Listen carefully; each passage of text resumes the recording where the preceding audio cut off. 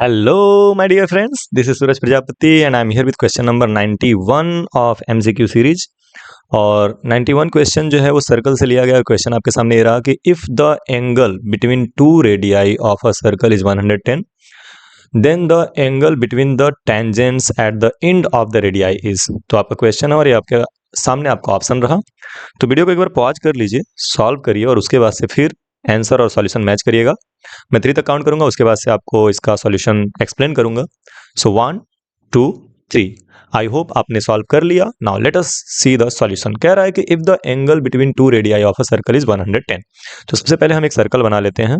This is a circle, और इस circle में जो रेडियस के बीच में एंगल है वो 110 है। तो सपोज करिए यहाँ पे इसका ये सेंटर है, एंड ये आपका एक रेडियस हो गया और ये सेकेंड रेडियस हो गया। ठीक है, ये इस तरह से। तो ये आपका जो रेडियस है, ये इन इन इसके बीच में जो एंगल बन रहा है वो बन रहा है 110। ठीक है, और इस रेडियस पे जो टेंजेंट्स हैं, कह रहा है ना, then the tangents between the then the angle between the tangents at the end of the radius. तो यहाँ ये इसका एंड है और यहाँ पे ये इसका एंड है। अगर मैं टेंजेंट बनाऊं तो कुछ इस तरह से टेंजेंट बनेगा, यहाँ पे ऐसे करके। ठीक है, so here is our tangent. ये हमारा टेंजेंट हो गया। तो ये एंगल क्या है आपको बताना है, this angle, this one. Okay, so how we will solve it, कैसे हम इसको सॉल्व करेंगे। सो बेसिकली आपको याद होगा कि टेंजेंट और रेडियस एक दूसरे पे परपेंडिकुलर होते हैं through the point of contact. मतलब यहाँ पे 90 डिग्री बनेगा और यहाँ पे 90 डिग्री बनेगा। ये दोनों एंगल कितने कितने के हो जाएंगे, 90 के हो जाएंगे।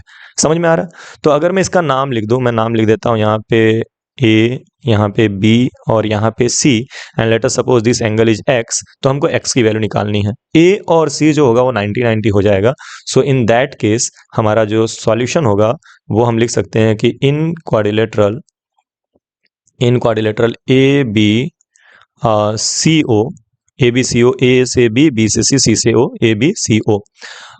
चारों एंगल को जोड़ दो तो एंगल ओ कितना है 110, प्लस एंगल ए की वैल्यू है 90, प्लस एंगल बी जो है वो एक्स है, एंड प्लस एंगल सी जो है वो है 90, और ये इक्वल टू हो गया 360 से angle sum property of a quadrilateral. समझ में आया। 90 ये क्यों हुआ, radius is perpendicular to the tangent through the point of contact, तो इसलिए हमने 90 लिख दिया। यहाँ पे भी ये रेडियस है और ये टेंजेंट है। रेडियस और टेंजेंट एक दूसरे पे परपेंडिकुलर होते हैं, so that is why this is 90। So 110 plus 90 is 100, 200 and 290 हो जाएगा। ये समझ में आ रहा है। 110 plus 90 is 200 and 200 plus 90 is 290 plus x, और ये इक्वल टू हो गया 360। सो एक्स की जो वैल्यू आएगी वो हो जाएगी 360 and minus 290। So 360 minus 290, 0 minus 0 0, 16 minus 9 is 7, 16 में से 9 गया 7, एंड 2 माइनस 2 इज 0, यानी एक्स की वैल्यू आ गई 70। चलिए कौन सा ऑप्शन हमारा सही है। So option number C is correct, which is 70। तो आई होप कि आपको ये समझ में आया होगा। देखिए अब एक बार इसको रिविजिट कर लेते हैं, एक बार इसको हम फिर से समझ लेते हैं क्या चीज़ है, और उसके बाद से फिर हम नेक्स्ट क्वेश्चन पे जाएंगे, होमवर्क वाले क्वेश्चन पे जाएंगे। सो बेसिकली क्या है कि दो रेडियस के बीच का एंगल दिया हुआ था 110, तो इसको हमने नोट कर लिया। एंड पे टेंजेंट्स अगर बनाओगे तो एक टेंजेंट इधर बनेगा और एक टेंजेंट इस तरफ बनेगा। जाहिर सी बात है कि 110 है तो एक टेंजेंट इधर बनेगा और एक टेंजेंट इधर बनेगा, इस तरफ बनेगा। एंड इन दोनों टेंजेंट्स के बीच में जो एंगल है वो हमको निकालना है, जिसको हमने एक्स लेट किया हुआ है। Clear.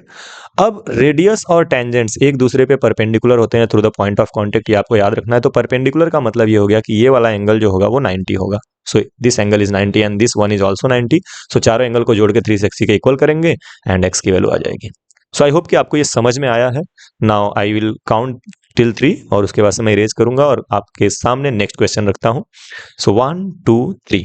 Okay, so here is your next question which is question number 92, and the question is कि AB इज अ क्वाड। AB एक क्वाड है of the circle, and AOC is the diameter. AOC एक line segment है जिसमें बीच में O आएगा। So AOC is diameter such that angle ACB is equal to 50 degree.